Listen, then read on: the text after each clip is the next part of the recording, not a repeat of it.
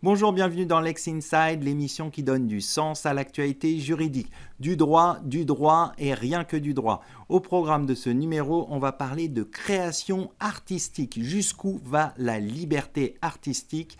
Avec mon invité, Agathe Zajdela, avocate of counsel chez DTMV. On parlera ensuite du dispositif France Simplification avec sa secrétaire générale, Axel Barraud. Et enfin, on parlera du livre Défendre, publié aux éditions Odile Jacob, avec son co-directeur et co-auteur Mathieu Boissavi. Voilà pour les titres. Lex Inside, c'est parti!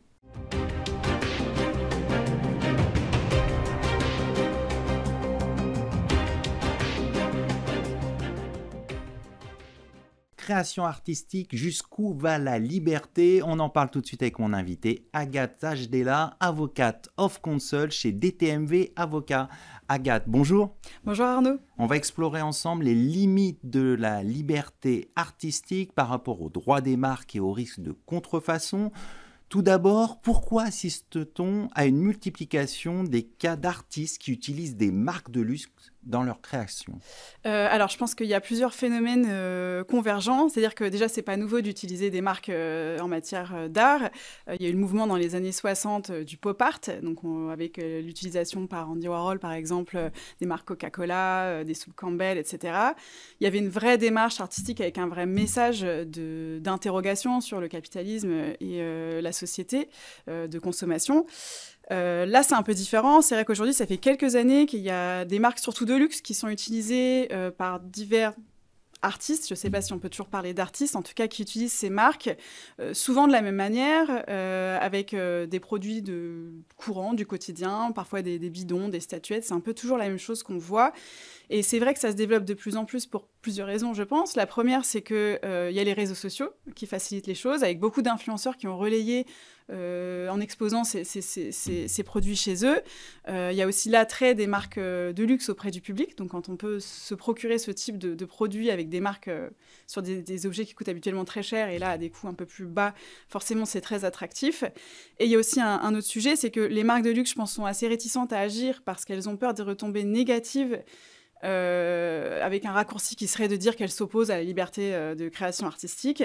Et donc, c'est vrai qu'il y a une certaine réticence, je pense, des marques à agir qui n'arrange pas les choses et qui permet du coup à tous ces acteurs de développer ce type d'activité.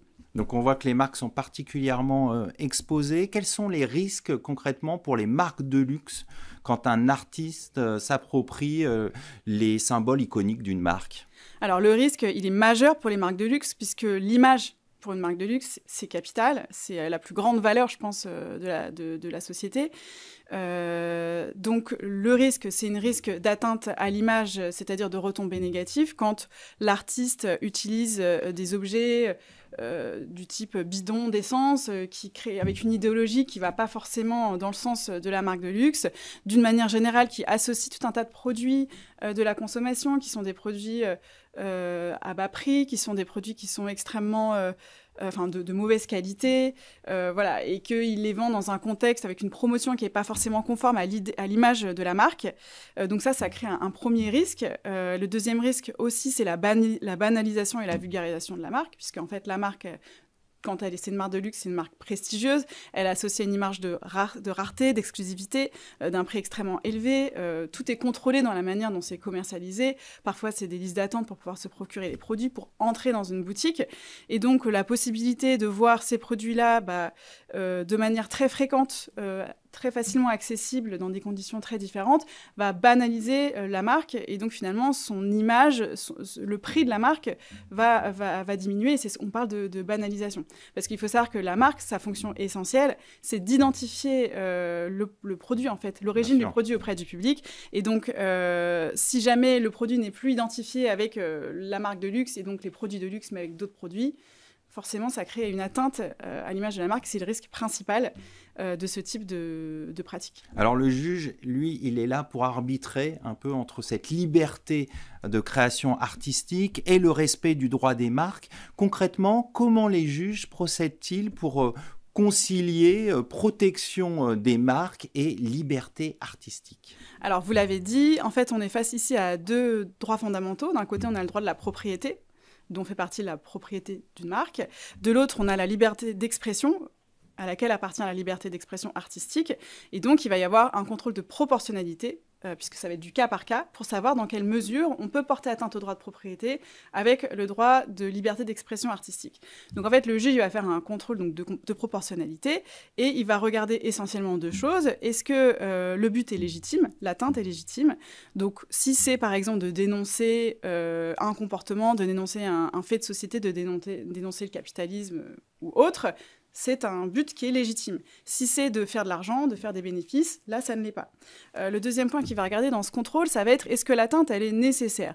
Est-ce que c'est strictement nécessaire pour l'auteur, l'artiste, d'utiliser la marque, de porter atteinte à cette marque pour atteindre son but, donc d'expression artistique. Et notamment, ça va être par exemple, est-ce qu'il doit utiliser cette marque-là? Donc s'il y a plusieurs marques qui sont utilisées, la question se pose. Est-ce qu'il a demander l'autorisation, peut-être qu'elle lui aurait été donnée, est-ce qu'il a fait le nécessaire pour la demander, voilà. Et donc, pour répondre à ces questions, le juge il va regarder le contexte, puisque ça va vraiment être du cas par cas, et le contexte, ça va être de quelle manière l'œuvre est diffusée, quel est le contexte de diffusion, quel est le message, quel est le public, quel est le but de la démarche. Et donc, c'est de cette manière-là qu'il va ensuite, vraiment au cas par cas, regarder si l'atteinte justifie le comportement de l'artiste. Est-ce qu'il peut poser vraiment des limites à l'expression artistique ou c'est vraiment du cas par cas comme vous voulez? Alors, il y a des limites, en fait, c'est-à-dire que c'est du cas par cas. Il y a des limites qui sont des limites de principe, mais qui vont être ensuite étudiées au cas par cas. Il y a eu peu de jurisprudence sur le sujet. Il y en a une de 2018 qui fait suite à un pourvoi en cassation, et donc c'est un renvoi devant la Cour d'appel de Versailles, qui n'est pas en matière de marque, mais qui est transposable, parce que c'était un artiste qui avait utilisé en fait les photos d'une autre artiste sans son autorisation dans plusieurs de ses œuvres, et donc il avait été poursuivi en contrefaçon de droit d'auteur. Et il a été condamné parce qu'il avait été considéré que, alors si son objectif était légitime, parce que lui, il y avait une vraie démarche d'expression artistique, en revanche, elle n'était pas jugée comme nécessaire, puisqu'il aurait pu utiliser d'autres photos d'autres artistes, ça avait été démontré, et en plus, il n'avait pas tenté d'obtenir l'autorisation. Donc il y a quand même un début de règles qu'on peut quand même transposer à plusieurs cas. Et là, tout récemment, surtout, il y a une décision très intéressante du tribunal judiciaire de Paris qui date du mois d'avril. Qu'est-ce qu'elle dit ? Voilà, dans une affaire Rolex contre Joan Perratonner. Dans cette affaire, c'est un artiste qui qui commercialisait des tableaux. Tous ces tableaux, en fait, cette collection de tableaux, c'était des cadrans de montres qui étaient représentés avec à l'intérieur des villes. Et le titre de ces tableaux, c'était en référence à des marques d'horlogers très connues, donc Rolex, Audemars Piguet, etc. Et il a été poursuivi par Rolex parce que Rolex a considéré qu'il avait vraiment un usage déloyal de sa marque qui était plutôt commercial que artistique.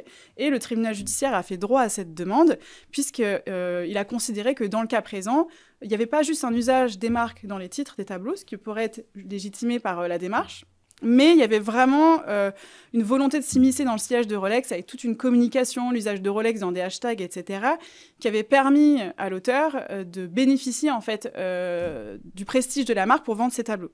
Donc finalement, dans cette affaire, le tribunal, et ça semble assez légitime, regarde si l'usage est loyal ou s'il est déloyal, ou s'il y a une tentative en fait de détournement du droit de la marque pour non pas faire véhiculer un message artistique, mais pour tout simplement faire de l'argent et tirer profit de la marque. Donc je pense que c'est vraiment le critère qui, dans les faits, même s'il y a un certain nombre de points à vérifier d'un point de vue juridique... On essaye de tirer profit de la marque. C'est ça, en substance, dès lors qu'en fait, on n'est plus dans une démarche artistique, mais qu'il y a quand même une démarche, vraiment une volonté de s'immiscer dans le sillage de la marque, là, ça devient déloyal et donc ça devient illégal et de la contrefaçon de marque. On va conclure là-dessus. Merci Agathe Zajdela. Je rappelle que vous êtes avocate of counsel au sein du cabinet DTMV. Merci. Tout de suite, l'émission continue. On va parler du dispositif France Simplification.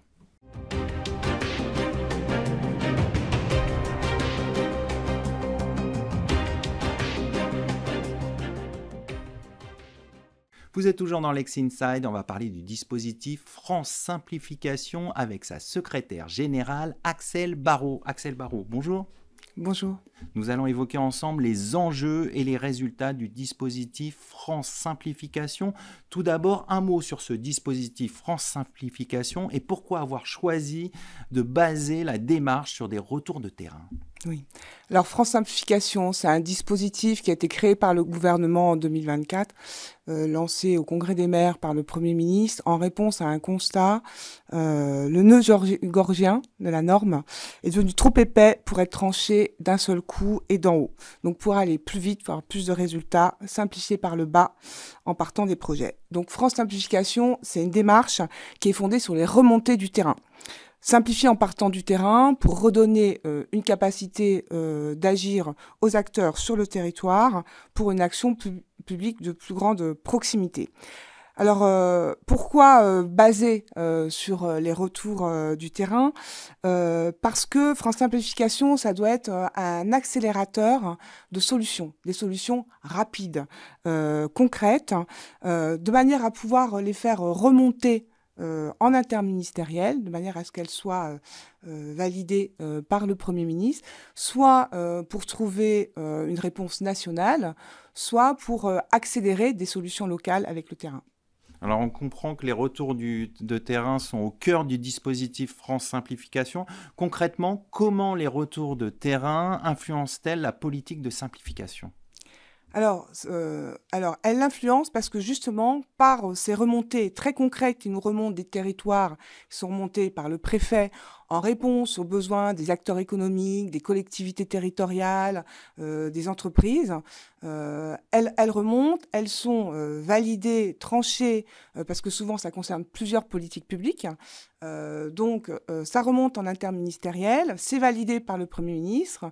Et avec ça, ça permet d'avoir un package de solutions qui sont communiquées et qui alimentent en fait des nœuds de complexité qui sont dégagés par ce qu'on comprend en termes de illustration territoriale, puisque des projets débloqués sur le terrain permettent d'illustrer des enjeux de simplification à trancher et à remonter au niveau des politiques gouvernementales.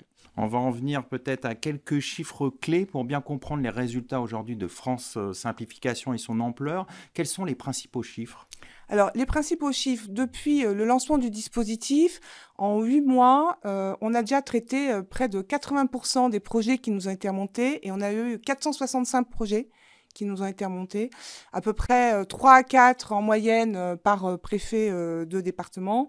Les 2 tiers concernent la transition écologique et l'aménagement du territoire, parce qu'il s'agit en réalité de projets très structurants sur le territoire qui concernent l'aménagement territorial et les politiques environnementales. Est-ce qu'il y a d'autres types de projets qui sont également clés, qui sont remontés ? Alors, comme le dispositif était un dispositif ouvert sur lequel on a juste dit au préfet « faites-nous remonter tous vos projets bloqués sur le territoire ». Les projets peuvent concerner aussi l'agriculture, la culture, des sujets sur l'ABF, des sujets sur les espèces protégées, des sujets sur la norme environnementale, mais aussi sur des montées de technologies en termes d'énergie durable, par exemple sur l'éolien, par exemple aussi sur la mise en œuvre du photovoltaïque, mais sur des territoires agricoles. Donc en fait, c'est très très large.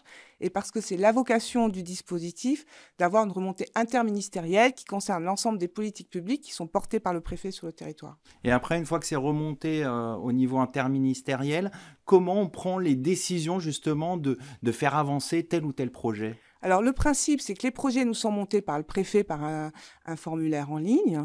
On instruit avec la petite équipe des rapporteurs simplification les projets. On concerte avec les administrations concernées. On fait valider à Matignon. Et ensuite, les administrations mettent en œuvre les décisions gouvernementales qui sont liées aux décisions qui ont été prises sur le déblocage des projets. Et en moyenne, on a une idée du temps que ça prend pour un projet donné ? Alors, ça dépend du type de solution qui est apportée dans le dispositif. Contrairement à ce qu'on pourrait penser, les 2 tiers des solutions et des blocages ne sont pas liés à un conflit de normes. Les 3/4 des projets sont débloqués par la concertation locale qu'on organise, le fait de concerter autour du préfet avec les services préfectoraux et avec l'administration centrale permet de trouver des solutions. Sur le tiers restant, on a, et donc ce n'est qu'un tiers, on a plus de 20% qui concernent du pouvoir réglementaire et puis plus de 10% sur des évolutions législatives. Donc, sur les évolutions législatives, ça dépend des travaux du Parlement, c'est un temps plus long. Sur les décrets aussi, c'est le temps de prise en compte des textes par l'administration. Mais le fait qu'on ait déjà, en 8 mois, fait remonter près de 500 projets et qu'on ait déjà identifié la solution pour plus de 80% d'entre elles, déjà un signe d'accélérateur et de... Pour vous, c'est un bilan satisfaisant? C'est un bilan satisfaisant sur cette première vague qui permet en fait de détecter à l'échelle du territoire tous les nœuds de complexité et de simplification à apporter pour être plus en proximité de la mise en œuvre opérationnelle de la politique publique sur le terrain. Et les prochaines étapes, c'est quoi? Quelles sont les perspectives? Alors, comme vous le savez, puisque c'est le premier article du Code civil de 1804, « Nul n'est censé ignorer la loi, nemo sans étour ignorare legem », encore faut-il la connaître. Donc, l'enjeu du dispositif, c'est maintenant de faire connaître, donc faire connaître l'ensemble des solutions à l'ensemble des acteurs sur le territoire, apporter des premiers enseignements qualitatifs sur la nature et les politiques publiques qui sont concernées par les déblocages, de manière à pouvoir faciliter cette mise en œuvre, sachant que, bien que la norme soit importante, l'action publique ne peut pas se réduire à une mise en œuvre uniquement de ces textes réglementaires.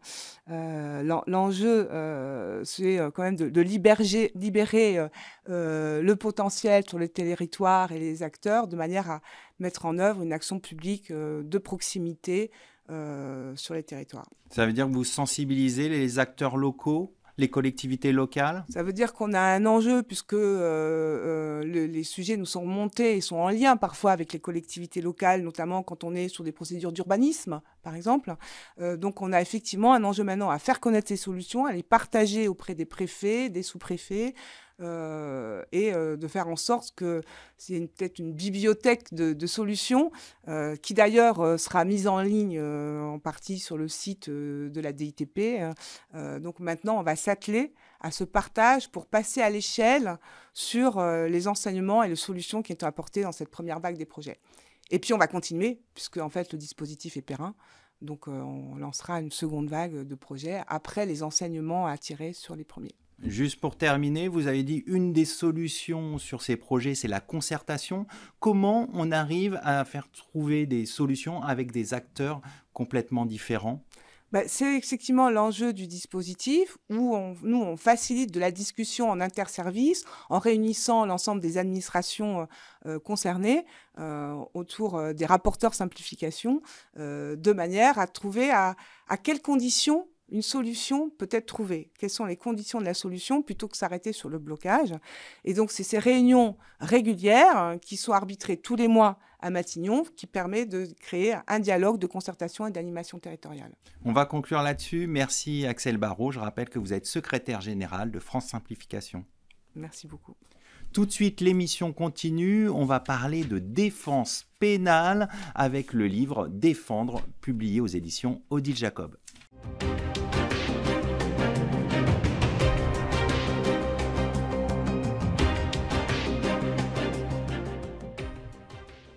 On poursuit ce Lex Inside et on va parler du livre Défendre, publié aux éditions Odile Jacob, un livre collectif de 12 avocats pénalistes qui s'expriment sur la défense pénale. Et pour en parler, j'ai le plaisir de recevoir Mathieu Boissavy, co-directeur et co-auteur de l'ouvrage. Mathieu Boissavy, bonjour. Bonjour Arnaud.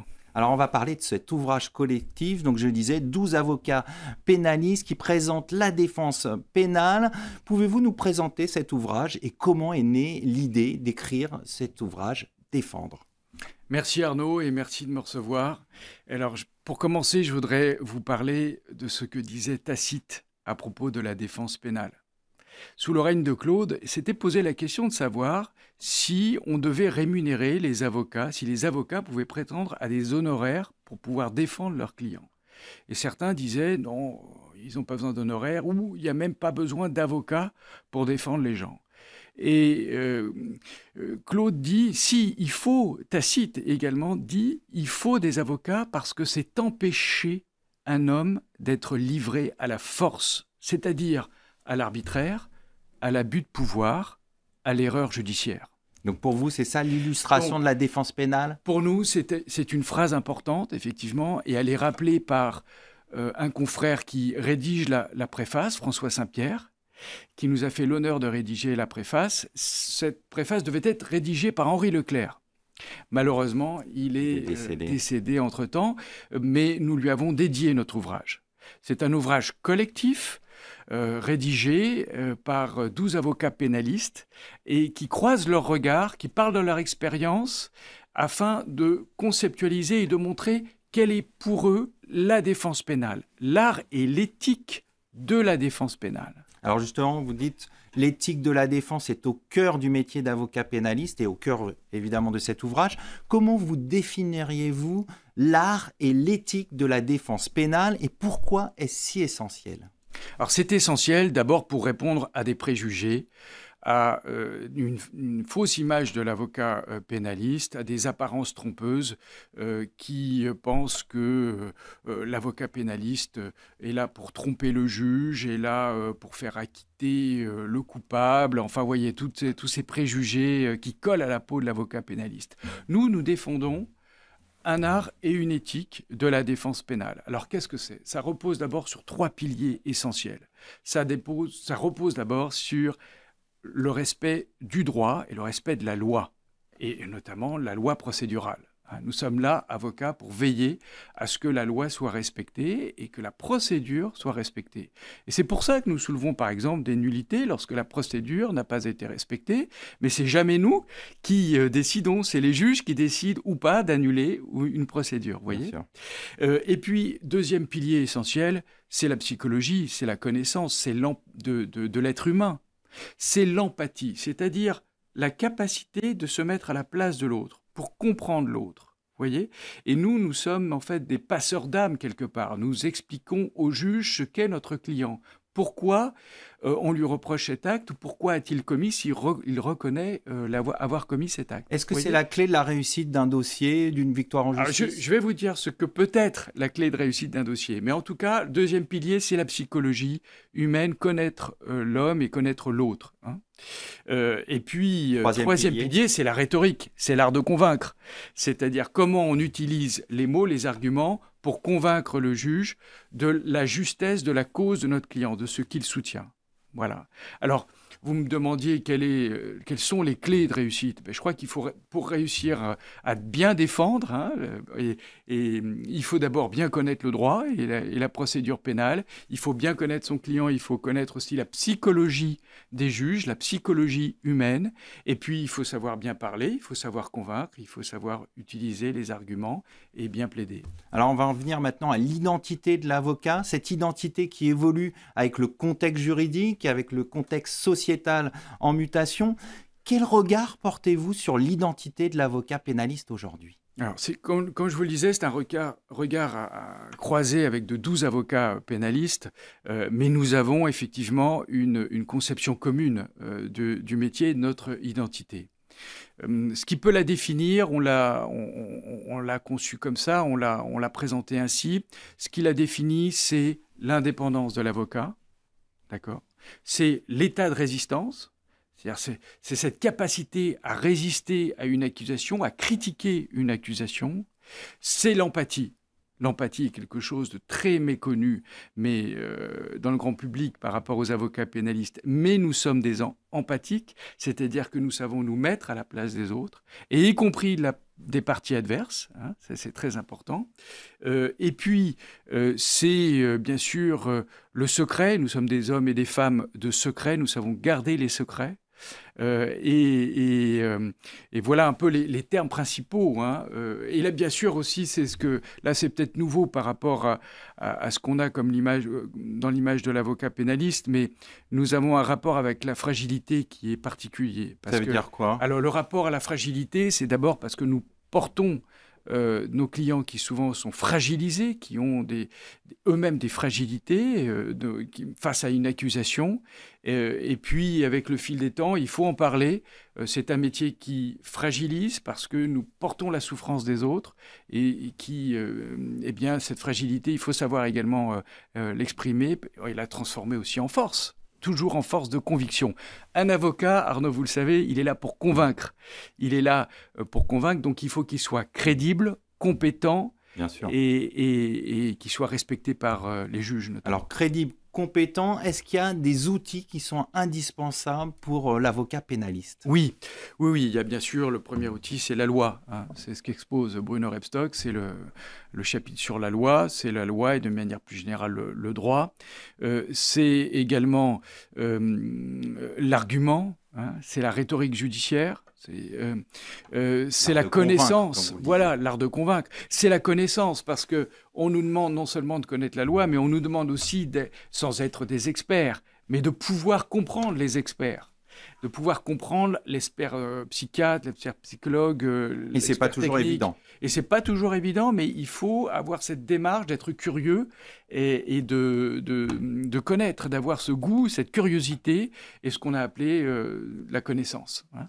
Alors peut-être pour terminer, cet ouvrage, vous l'avez fait aussi pour qu'on connaisse mieux cette profession d'avocat pénaliste. Est-ce que vous avez un message à adresser aux jeunes avocats ou aux futurs avocats qui aimeraient faire de la défense pénale? Oui, alors c'est effectivement, d'abord peut-être lire cet ouvrage qui est en fait un outil de transmission. Chacun des auteurs ici de cet ouvrage aime transmettre par l'écriture, par des conférences, par des formations que nous donnons à l'atelier de pratique pénale, à l'Institut de défense pénale, à l'Institut de droit pénal de Paris, et puis aussi l'atelier advocacy.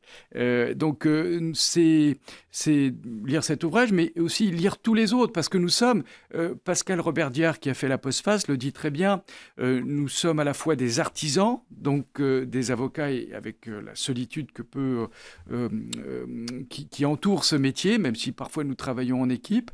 Nous sommes des artisans, mais aussi nous appartenons à des lignées d'avocats, et modestement, nous nous mettons dans les pas de nos illustres ancêtres. J'ai cité tout à l'heure Henri Leclerc, Hervé Temim, Thierry Lévy. Et d'ailleurs, nous sommes très heureux d'avoir publié cet ouvrage aux éditions Odile Jacob, parce que c'est un éditeur qui a une très belle collection d'ouvrages sur la justice et aussi sur l'art de convaincre, notamment le fameux ouvrage de Thierry Lévy et Jean-Denis Brodin, Convaincre, dans lequel nous nous mettons nos pas très modestement. Alors, on va conclure là-dessus. Merci Mathieu Boissavy d'avoir présenté donc cet ouvrage Défendre, publié aux éditions Odile Jacob. Merci beaucoup Arnaud, à très bientôt. Merci de votre fidélité, c'est le moment de conclure cette émission. Restez curieux et informés, à très bientôt sur Be Smart for Change.